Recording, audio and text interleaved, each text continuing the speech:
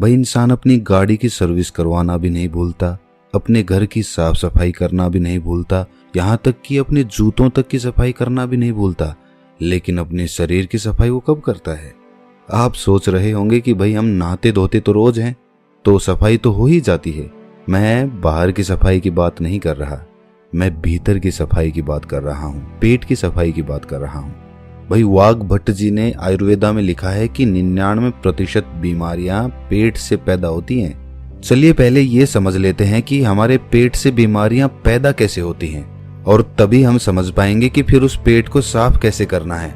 आपको ऐसे बहुत सारे लोग दिखेंगे जो अपनी बीमारियों के कारण दुखी रहते हैं, डॉक्टरों के पास घूमते रहते हैं, किसी वैद्य के पास जाते रहते हैं, और फिर उनका जीवन दवाइयों के सहारे चलने लगता है।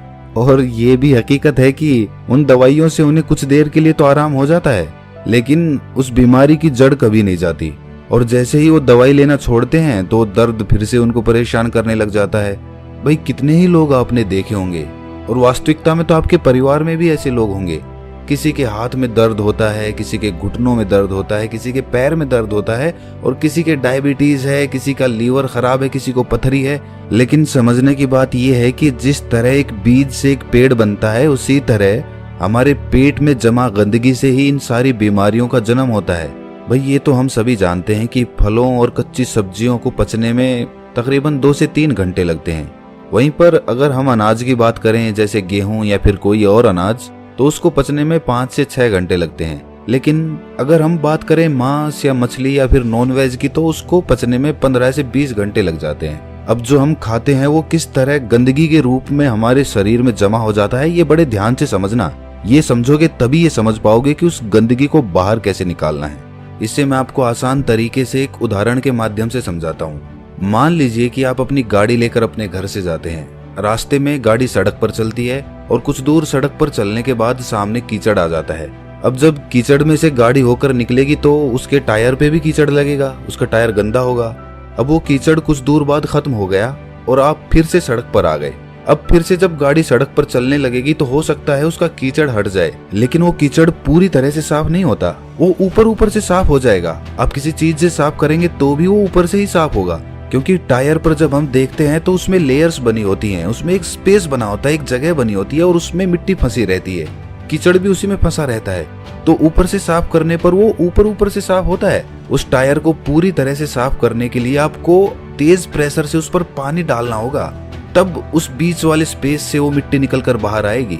लेकिन अगर हम हाई प्रेशर से उस पर पानी नहीं मारते हैं तो वो मिट्टी सालों सालों तक उसमें फंसी रहती है और टायर यूं ही चलता रहता है।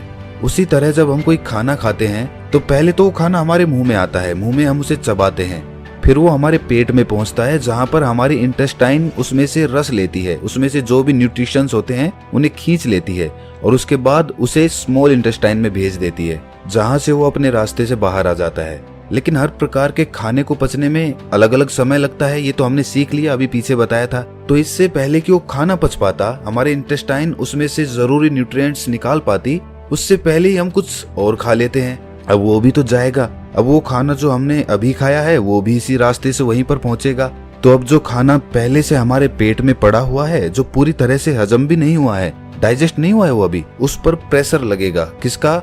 जो खाना हमने अभी खाया है उसका, क्योंकि वो भी तो उसी रास्ते से आगे जाने वाला है और आगे तो जाम लगा पड़ा है। तो ये खाना उसको धक्का मारेगा और वो पुराना खाना बिना पूरी तरह से डाइजेस्ट हुए आगे निकल जाएगा। लेकिन जब ये हाफ डाइजेस्टेड खाना बिना पूरी तरह से हजम हुए आगे बढ़ जाता है तो ये पीछे छोड़ जाता है बैक्टीरियाज के भंडार।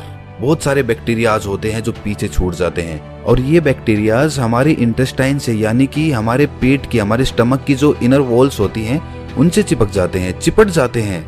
उसी तरह जैसे वो कीचड़ उस गाड़ी के पहिए पर लगा था, ठीक उसी प्रकार अब हमारे इंटेस्टाइन तो खाने से न्यूट्रिशंस खींचने के लिए बनी है। तो जब हमारे इंटेस्टाइन खाने से न्यूट्रिशंस खींचती है और शरीर के दूसरे अंगों में उन्हें पहुंचाती है, तो उन न्यूट्रिशंस के साथ ये बैक्टीरियाज जो पहले से ही हमारे इंटेस्टाइन से चिपके हुए थे, ये भी खून के साथ अलग अलग अंगों में पहुंच जाते हैं। जब ये बैक्टीरिया वाला खून हमारे शरीर के अलग अलग अंगों पर पहुंचता है तो अलग अलग प्रकार की बीमारी पैदा होती है। जैसे जब ये लीवर में पहुंचेगा तो वहां पर पथरी बनने के चांसेस रहेंगे। जब ये दिल के पास पहुंचेगा तो दिल का दौरा पड़ने के चांसेस रहेंगे, और जब ये मस्तिष्क में पहुंचेगा तो ये दिमाग की बीमारी पैदा कर देगा। और इसी प्रकार जहां भी ये पहुंचेगा, जोड़ों में पहुंचेगा तो जोड़ों का दर्द पैदा करेगा। तो इसीलिए समय समय पर हमें अपने पेट की सफाई करते रहना चाहिए, ताकि हमारे इंटेस्टाइन में वो बैक्टीरिया जमा ना होने पाए। चलिए मैं आपसे पूछता हूँ कि घर की सफाई करने के लिए सबसे पहला स्टेप क्या होता है? भाई कॉमन सेंस की बात है कि अगर हमें अपने कमरे की सफाई करनी है तो हमें कमरे को खाली करना होगा। अगर फर्श साफ करनी है तो फर्नीचर को बाहर निकालना पड़ेगा। उसी तरह से हमें भी अपने पेट की सफाई करने के लिए ऐसे ही शुरुआत करनी चाहिए। अगर हम अपनी पूरी बॉडी को डिटॉक्स करना चाहते हैं तो सबसे पहले तो हमें अपने पेट को साफ करना होगा, जहां से सारी बॉडी में बैक्टीरिया सप्लाई हो रहे हैं। तो इसका सबसे अच्छा, सबसे पहला और सबसे आसान तरीका है व्रत करना, फास्टिंग करना चालू करिए। फास्टिंग करने से हमारा पेट खाली होगा, और जब हमारा पेट खाली होगा तभी तो हम उसकी सफाई कर पाएंगे। अब देखिए, फास्टिंग करना कुछ लोगों को बहुत डिफिकल्ट लगता है, बहुत कठिन भी होता भी है। जो लोग फास्टिंग कर सकते हैं वो फास्टिंग करें, हफ्ते में किसी दिन कर लें या महीने में कर लें। और फास्टिंग करें तो पानी, जूस या फिर कोई फल इत्यादि ही खाएं, क्योंकि तभी तो वो फास्टिंग होगी। और जिन लोगों को ये कठिन लगता है कि भाई वो भूखे नहीं रह सकते, फलों से उनका पेट नहीं भरता है, तो ऐसे लोग हल्का खाना खा सकते हैं, जैसे खिचड़ी खा ली। जब आप इस तरह का कोई व्रत करते हैं तो जाहिर सी बात है आपका पेट तो खाली ही रहेगा। और जब आपकी बॉडी को विटामिन या फिर न्यूट्रिएंट्स चाहिए होंगे तो वो आपके इंटेस्टाइन के पास इंफॉर्मेशन भेजेंगे कि भाई आगे न्यूट्रिशंस की जरूरत है, सप्लाई चाहिए, हमें जल्दी से दो। और इंटेस्टाइन के पास तो कुछ है ही नहीं, वो देगा क्या? तो जो बैक्टीरियाज इंटेस्टाइन पे पहले से चिपके होते हैं, खून उन्हीं को लेकर उन अंगों के पास पहुंच जाता है, और इस तरीके से वो इंटेस्टाइन यानी कि हमारे पेट की वो इनर वॉल्स साफ हो जाती हैं, उन पर से बैक्टीरिया हट जाता है।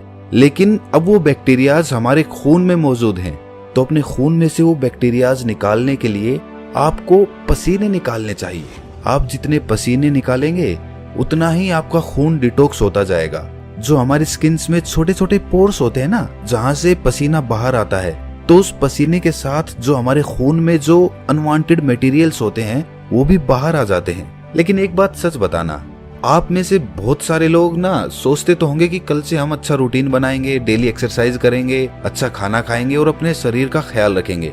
लेकिन अगली सुबह आते ही आप भूल जाते हो, फिर से वही रूटीन, फिर से लेट उठना, फिर से ऑफिस में जाना और फिर से आकर उसी तरह से रात में लेट सोना। देखिए, इसमें गलती इंसान की नहीं होती, इंसान का रूटीन ही ऐसा हो गया है। वो कभी रात की ड्यूटी करता है तो कभी दिन की ड्यूटी करता है, तो इस तरीके से उसका कोई रूटीन फिक्स हो ही नहीं पाता, और वो अंदर ही अंदर अपने मन में निराश होता चला जाता है। भाई किस तरह से एक्सरसाइज स्टार्ट करोगे? टाइम तो मिलता ही नहीं तुम्हें, कैसे अपना ख्याल रखोगे बताओ मुझे। तो दोस्त, इसके लिए विकल्प होते हैं। अगर तुम ध्यान से सोचोगे, दिमाग लगाओगे, तो तुम्हें ऐसे तरीके मिल जाएंगे।